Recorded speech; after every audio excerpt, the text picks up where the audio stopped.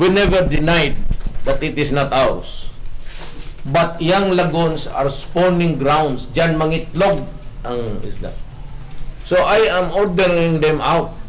Huwag na yung China. I have nothing with China. They know that I have this arbitral award. That is mine.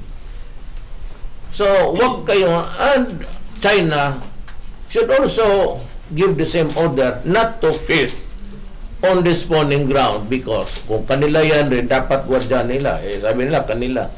Ako, akin yan Sabi ko, huwag mong sirain yan. Kasi pagkain yan ng Pilipino. Kung walang itlog, di wala na yung... It is, dyan nila binabagsak yung ano nila. Punuan masyadong... It's a lagoon, actually. Walang ito, kaya dyan ang isda magpatabi, dyan nila ibuga yung itlog nila. Ako,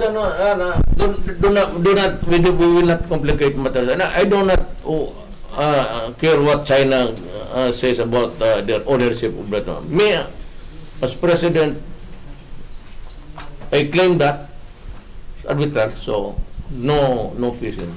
May mga ibang mga isda daw po na ayaw yata nila yung ibawal. I am sure China would not also do that, because China kasi yung bright sa atin.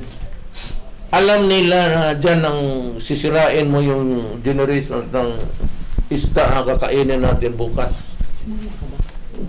Padrama pa na.